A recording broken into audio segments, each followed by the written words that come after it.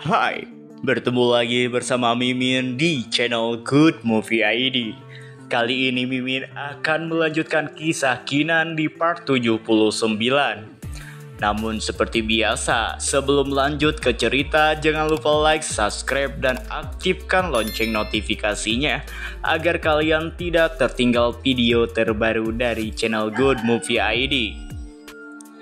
Dan untuk kalian yang mau mentraktir Mimin kopi, link traktir sudah ada di deskripsi. Nah, bantu ya supaya Mimin semakin semangat untuk membuat konten dan menghibur kalian. Oke lah, tanpa lama-lama lagi kita lanjut ke ceritanya. Gaskeun meluncur. Dikarenakan sudah sangat kesal kepada 3 orang itu, Kinan pun akhirnya mengeluarkan tongkat beast hitting sticknya untuk menghajar 3 orang tersebut. Si beast harimau pun masih meremehkan Kinan. Ia berkata kepada Kinan, apakah Kinan akan melawan mereka hanya dengan tongkat rusak itu? Namun, singkat cerita mereka pun udah tepar dihajar oleh Kinan. Si beast harimau pun tidak menduga jika dirinya bisa dikalahkan dengan mudah oleh Kinan. Ia pun bergumam, sial, kenapa aku tidak bisa menggerakkan tubuhku? Kekuatan beast progenitorku juga tidak berfungsi. Senior pemandu yang memakai topeng pun kemudian bertanya kepada Kinan, sebenarnya tongkat apa yang Kinan gunakan untuk mengalahkan ketiga beast itu? Kinan hanya menjawab, jika tongkat ini hanyalah tongkat biasa, jadi tidak ada yang spesial. Sang senior bertopeng pun tidak mempersalahkan jika Kinan tidak ingin memberitahukannya. Ia kemudian menyuruh Kinan untuk masuk ke dalam pusaran yang ada di dalam tangannya untuk melanjutkan ujian tahap selanjutnya. Kinan pun lalu memasuki pusaran portal tersebut. Orang-orang yang melihat Kinan telah diteleportasi pun bertanya-tanya, bagaimana dengan nasib mereka? Apakah mereka juga bisa mengikuti tes berikutnya? Namun sang senior bertopeng berkata, kalian sangat lambat. Bahkan kalau kalian memasuki percobaan berikutnya, kalian hanya akan mati. Adapun kalian pergi, kalian akan pergi ke tempat yang berbeda. Singkat cerita, Kinan pun telah sampai di lantai ketiga. Makam setengah dewa. Terlihat sudah banyak orang di sana. Di sini pria berambut merah bertanya-tanya, di manakah orang ke-13? Apakah jenius di benua tengah pada lemah? Hua Dichen pun tidak peduli siapapun orang ke-13 tersebut. Yang penting baginya orang itu bukanlah Kinan. Namun tiba-tiba Kinan datang. Kinan pun meminta maaf atas keterlambatannya. Sontak, Hua Dichen pun yang melihat Kinan berhasil lolos. Ia sangat kesal. Ia tidak menyangka jika Kinan berhasil mengikuti ujian kali ini. Hua Dichen kemudian bergumam, untungnya percobaan ketiga dari makam setengah dewa penuh dengan bahaya. Jadi aku bisa dengan mudah menjebaknya dengan sedikit trik. Kinan sendiri cukup terkejut. Ternyata sudah ada 12 orang di tempat tersebut yang akan mengikuti ujian tahap ini. Kinan bertanya-tanya, apakah ada cara lain untuk lolos dari tahap sebelumnya? Namun tiba-tiba lantai mulai bergetar. Mereka pun cukup terkejut. Ternyata altar yang mereka pijak telah aktif. Altar tersebut pun jatuh ke bawah dan ternyata mereka semua terjatuh ke dalam makam setengah dewa. Terlihat sebuah pintu pun terbuka dan dengan cepat mereka memasuki pintu tersebut. Singkat cerita, mereka pun tiba di sebuah ruangan. Terlihat di ruangan tersebut ada 1 patung dan 4 peti mati. Qianzong yang melihat 4 peti mati tersebut merasakan aura kuat yang ada di dalam peti mati itu. Dan orang-orang di sana harus berhati-hati. Tiba-tiba peti mati itu mengeluarkan aura kekuatan yang sangat kuat. Dan 4 mayat monarch pun keluar dari masing-masing peti mati. Si pria berambut merah pun dengan percaya diri berkata, ayo kita hajar ke 4 mayat-mayat ini. Apakah kalian takut? Si anak dari Martial Monarch pun membalas ucapan dari orang berambut merah itu. Ia berkata, "Apakah kau pikir aku takut? Jangan bercanda kawan." Namun Keenan masih slow baik. Menurut Keenan, untuk apa dirinya melawan 4 mayat Monarch tersebut? Karena hal itu hanya akan membuang-buang waktunya saja. Di saat para jenius yang lainnya tengah kesibukan melawan 4 mayat Monarch, di sini Keenan tampak tertarik dengan patung batu wanita. Tiba-tiba patung itu seperti mengeluarkan 2 pasang mata yang seperti kristal. 2 mata kristal tersebut pun menghampiri Keenan. Keenan pun lalu memeriksa benda itu dengan mata dewanya. Keenan bertanya-tanya, sebenarnya benda apa ini? Bahkan mata dewaku tidak mampu melihat isi atau energi dari benda tersebut. Namun ia tidak memperdulikannya. Ia akan menyimpannya dulu dan akan memeriksanya nanti. Di sisi para jenius lainnya, ternyata mereka telah berhasil mengalahkan para mayat Monarch. Terlihat mayat-mayat Monarch itu sudah tidak melakukan perlawanan lagi. Setelah mayat Monarch dikalahkan, sebuah pintu pun terbuka, yang artinya mereka telah berhasil melewati ujian kali ini dan akan melanjutkan ujian di tahap selanjutnya. Singkat cerita, mereka pun melanjutkan perjalanan menuju tempat ujian yang berikutnya. Di saat Keenan sedang berjalan, di sini Hua Di-chen pun bertanya kepada Keenan, "Adik junior Keenan, kau tidak bergabung dalam pertempuran barusan. Mungkinkah kau sedang menunggu kami untuk saling melukai, jadi kau bisa merasakan manfaatnya pada akhirnya?" Tanya Hua Di-chen kepada Keenan. Hua Di-chen di sini merasa jika Keenan ingin memanfaatkan keadaan untuk keuntungan dirinya sendiri. Tapi Keenan di sini pun beralasan dengan berkata, "Tentu saja tidak senior, hanya saja aku terlalu lemah dan aku tidak tertarik dengan mayat Monarch, jadi aku tidak melakukannya." Tapi tiba-tiba seorang pria berbaju putih menghampiri Keenan dan berkata kepada Hua Di-chen untuk tidak usah berbicara omong kosong dengan Keenan. Orang tersebut pun berkata kepada Keenan, jika memang Keenan ini lemah, maka Keenan jangan mengikuti mereka lagi. Dan tanpa basa-basi, orang itu pun langsung menghajar Keenan sambil memberi pukulan kepada Keenan. Orang itu berkata, "Jika kau lemah, kau hanya akan menjadi beban untuk kami." Di sini Keenan yang belum siap dan tidak menyangka jika orang itu akan menghajarnya pun terkena pukulan telak orang tersebut dan membuat Keenan harus terpental ke belakang sampai menghantam tembok. Keenan pun yang menerima pukulan itu langsung terluka. Dia menyadari jika dirinya ceroboh, yang membuat dirinya bisa terkena pukulan tersebut. Namun Keenan tidak peduli, walaupun ia ditinggalkan oleh kelompok itu. Tapi Keenan yakin dia akan berhasil melewati jalan ini dengan kecepatannya sendiri.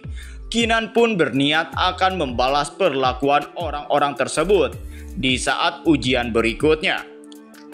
Ketika Keenan melanjutkan langkahnya, ia melihat ada 2 buah kristal yang terbang di hadapannya. Tiba-tiba, kristal tersebut pun membentuk sebuah formasi yang ternyata formasi itu adalah formasi teleportasi. Keenan pun secara tiba-tiba sudah dikirim ke suatu tempat yang bernama Dojo Battling. Ternyata, di tempat itu belum ada orang lain selain dirinya. Keenan bertanya-tanya, apakah hanya dia yang lolos? Mengapa tidak ada orang lain di sini? Namun tiba-tiba kelompok Hua Di-chen pun tiba di tempat ini. Menurut Hua Di-chen, tempat ini adalah tempat di mana ujian terakhir dilaksanakan. Keenan pun lalu memperhatikan mereka. Namun setelah Keenan lihat jumlah mereka berkurang 1 dari 12, hanya tinggal 11 orang saja. Keenan bertanya-tanya, apakah ada orang yang mati? Hua Di-chen yang melihat Keenan telah sampai di tempat itu duluan pun sangat terkejut. Hua Di-chen bertanya kepada Keenan, mengapa Keenan ada di sini? Keenan pun tersenyum dan meledek Hua Di-chen. Senior Hua Di-chen, Apakah kau kecewa karena aku tidak mati? Ucap Kinan. Orang yang sebelumnya menghajar Kinan pun tampaknya cukup kagum karena Kinan bisa selamat dari serangannya barusan. Di saat mereka tengah berbicara panjang lebar, ngulon ngetan, tiba-tiba sang pemimpin ujian pun di sini datang dan berkata, "Selamat mencapai percobaan terakhir. Yang menang di percobaan selanjutnya adalah yang akan jadi pewaris naik kelasku. Tapi setelah itu, pemenang harus melakukan satu hal untukku. Sebelum kita mulai, aku akan menunjukkan pada kalian apa yang sudah aku sertakan dalam warisanku." Sang pemimpin ujian pun lalu mengeluarkan harta atau hadiah yang akan mereka dapatkan jika berhasil melewati ujian terakhir ini. Sang pemimpin pun menjelaskan tentang harta-harta tersebut. 7 harta ini adalah Nigeless Crystal, the Heavenly Spiritual Wood, the Eternal Darkness Flower. Namun, harta yang paling berharga adalah salah satu harta yang ditinggalkan oleh Heaven Staring Martial Monarch. Kinan yang mendengar jika harta ketiga Heaven Staring Saber Monarch ada di tempat tersebut pun sangat terkejut dan tidak menduganya. Kinan pun tidak punya pilihan, ia harus mendapatkan warisan terakhir dari Heaven Staring Saber Monarch. Setelah sang pemimpin ujian memperlihatkan harta tersebut, sang pemimpin pun memulai ujian terakhirnya yang ternyata mereka semua harus bertarung di dalam kegelapan. Pertempuran dalam kegelapan abadi dimulai sekarang.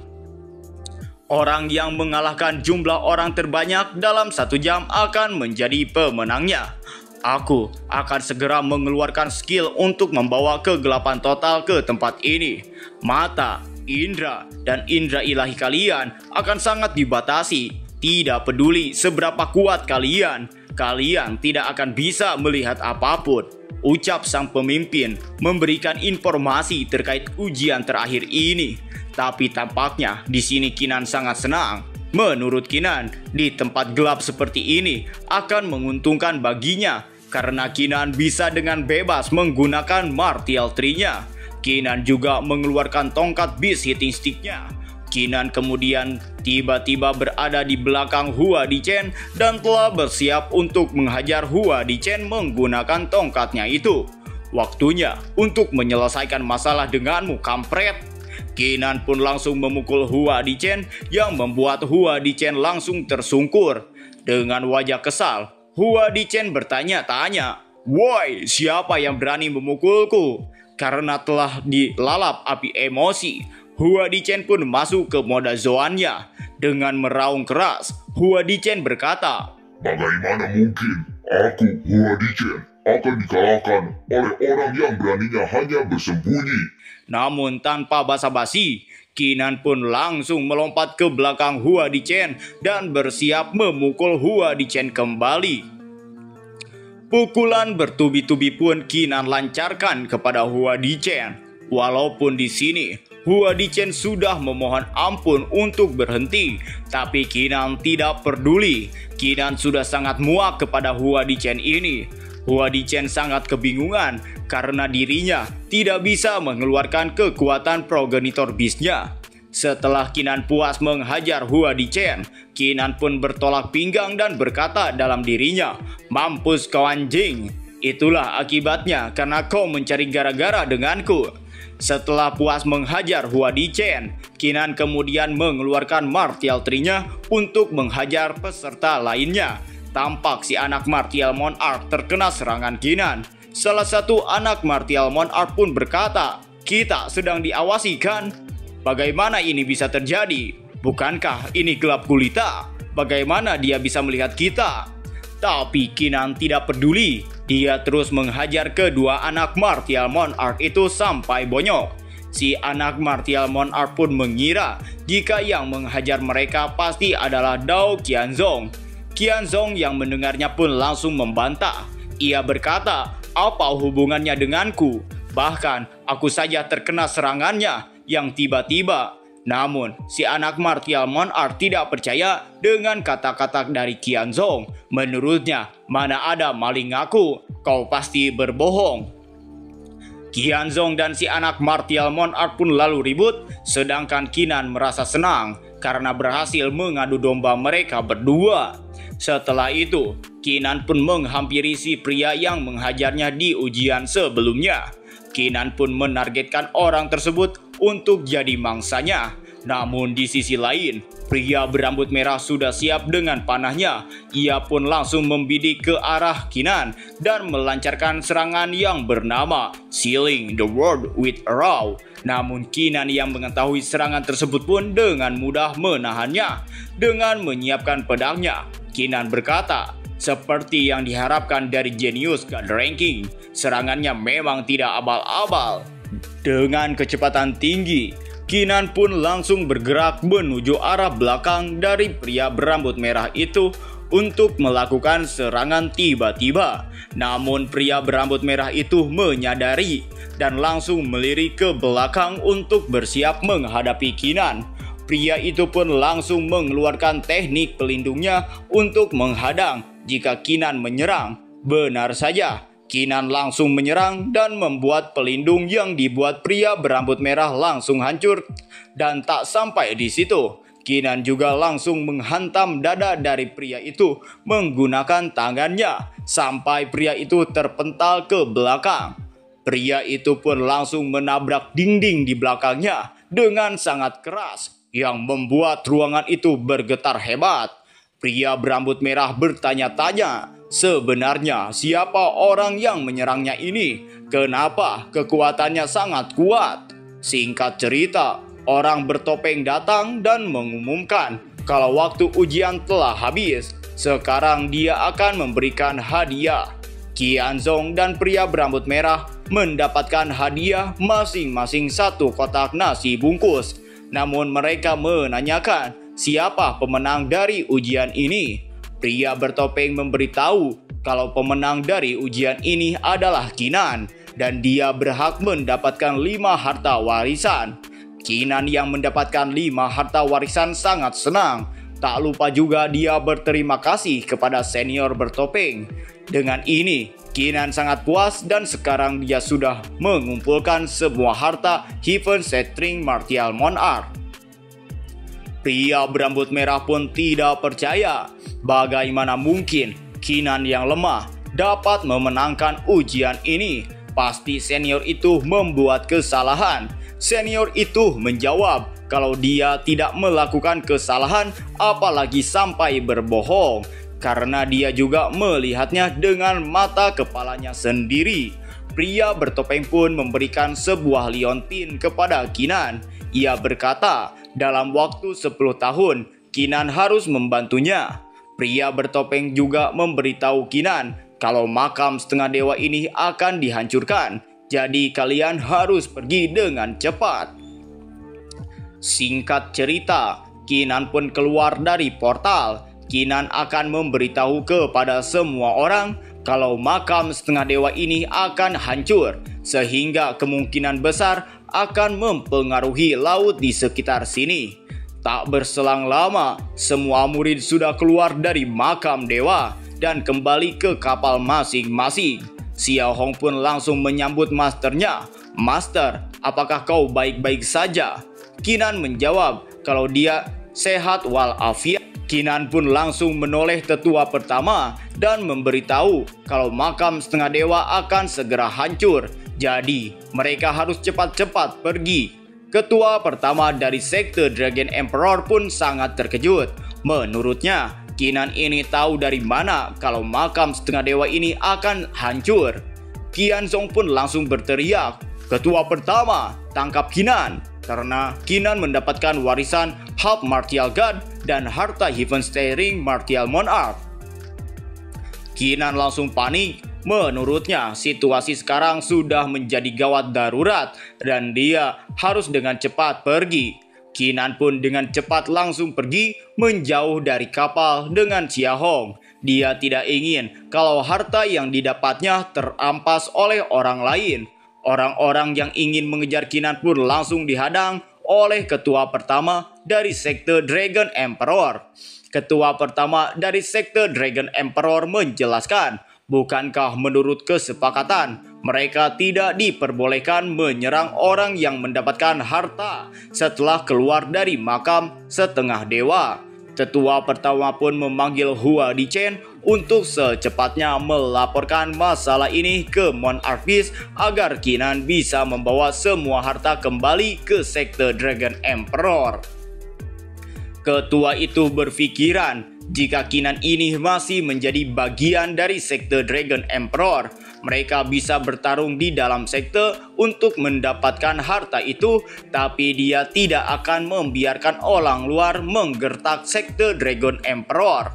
Salah satu putra Monarch pun memberitahu semua orang kalau dia baru saja mengirim informasi kepada sang ayah. Sebaiknya ketua pertama sekte Dragon Emperor menyerah saja. Ketua pertama pun menghela nafas. Dia tidak menyangka akan menghadapi begitu banyak kultivator yang kuat hanya gara-gara untuk melindungi Kinan. Saat Kinan mulai menjauh dari kapal, terlihat Xiaohong memberitahu Kinan kalau mereka sedang dikejar oleh beberapa kultivator. Karena Kinan pun menenangkan Xiaohong karena mereka sebentar lagi juga akan sampai ke kota sektor tengah, sehingga Xiaohong tidak perlu khawatir. Para kultivator pun menyadari jika Kinan ini sedikit lagi akan sampai di wilayah kota sektor tengah, sehingga mereka harus cepat menghadang Kinan. Qianzong pun langsung menggunakan teknik terlarang dan menyuruh kultivator di sebelahnya memberikan kekuatan pada dirinya untuk menghentikan Kinan. Terlihat di belakang Qianzong muncul 3 pedang dengan aura yang sangat menakutkan. Dengan kekuatan itu, dia akan menghentikan Kinan. Para kultivator lainnya menyadari kalau itu adalah 3 pedang kuno misterius yang mendekat sendiri ke Qianzong. Setelah Qianzong dilahirkan, Qianzong langsung melepaskan serangannya.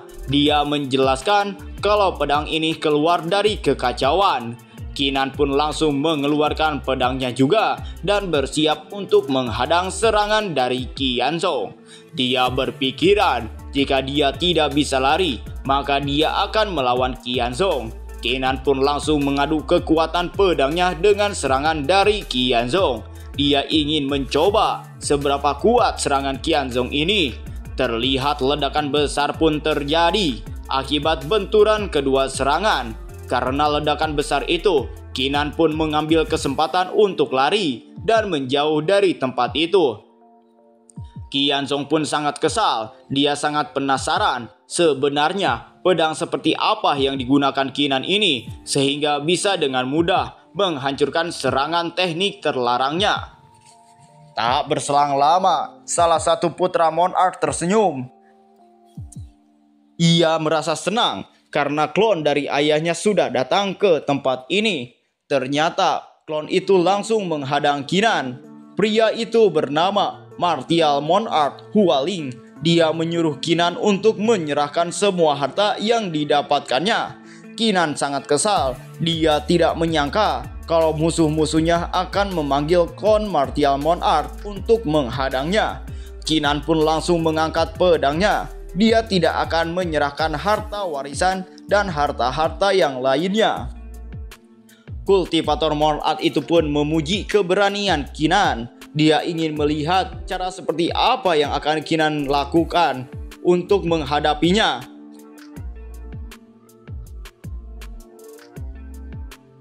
Kemudian dia pun langsung menggunakan kekuatan berbentuk rantai untuk menyerang Kinan. Terlihat Kinan pun langsung panik dikarenakan Kinan sudah tidak bisa lari lagi. Dia pun terpaksa menyerang kekuatan rantai itu menggunakan tebasan pedangnya. Terlihat serangan Kinan tidak bisa menahan rantai-rantai itu dan rantai-rantai itu pun langsung menembus serangan Kinan. Melihat rantai-rantai yang semakin mendekat, Kinan pun menjadi lebih panik. Jika dia tidak bisa menghindar, maka dipastikan dia akan mati. Namun tiba-tiba sebuah serangan menghancurkan serangan rantai yang mengarah ke tempat Kinan. Ternyata yang melindungi Kinan adalah Thousand Light Saber Monarch dari sekte Heaven Saber. Dia pun menyapa orang di depannya. Martial Monarch Howling pun sangat terkejut. Kenapa Saber Monarch ini menghalanginya untuk membunuh Kinan? Saber Monarch pun menjelaskan kalau Kinan ini adalah teman sekte Heaven Saber kami. Jadi aku ingin Kinan datang mengunjungi sekte Heaven Saber dengan hidup-hidup. Kinan tidak percaya dengan perkataan dari Saber Monarch.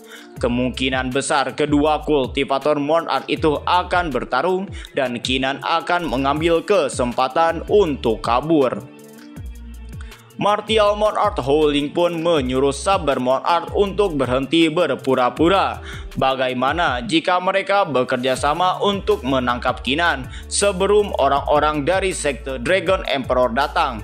Dikarenakan tawaran dari Monarch Howling yang sangat bagus, dia pun langsung menyetujuinya dan mereka akan membagi harta yang didapatkan Kinan dengan rata. Tiba-tiba di pundak Kinan sudah ada utusan dari Naga Emperor. Utusan tersebut pun berkata, "Kinan, coba alihkan perhatian mereka. Aku butuh 3 napas." Kinan pun dengan keringat dan rasa panik berkata, "3 napas, okelah, akan aku coba." Kemudian di sisi lain, Saber Monarch berkata sambil menoleh ke arah Kinan, "Jika tubuh asli Dragon Emperor datang, maka aku masih takut padamu. Tapi kalau hanya sekedar klon, aku tidak akan takut." Kinan pun dengan tiba-tiba kemudian melemparkan sebuah kotak. Kinan berkata, "Ini adalah harta yang ditinggalkan oleh Heaven Shattering Martial Monarch. Ambillah." Kedua orang itu pun kemudian mengejar kotak tersebut. Namun setelah dibuka ternyata kosong dan zonk. Mereka pun sangat kesal karena telah dikelabui oleh Kinan. Namun secara tiba-tiba ketika mereka menoleh ke arah Kinan, mereka telah melihat Kinan sudah tidak ada. Martial Monarch Howling pun sangat kesal. Ia berkata, "Bocah itu kabur." Sambil menoleh ke arah Martial Monarch Howling. Di sini, Saber Monarch pun berkata, "Biksu itu mungkin melarikan diri, tapi kuil itu masih ada kan? Bukankah begitu, rekan Taos Howling? Kumpulkan para tetua, suruh mereka ikuti kami ke klan Dragon Emperor dan paksa mereka untuk menyerahkan warisan Heaven Shattering Martial Monarch," ucap dari Monarch Saber. Berpindah ke klan Dragon Emperor, Kinan pun dengan kecepatan yang luar biasa yang bahkan membuat sebuah ledakan yang besar pun tiba di sana. Bagaikan meteor ya Kinan ini. Kinan pun batuk-batuk. Ia kemudian bergumam, "Aku bisa teleport berkat pengorbanan ketua. Kalau tidak, aku tidak akan bisa kabur. Namun teleport jarak jauh masih agak sulit."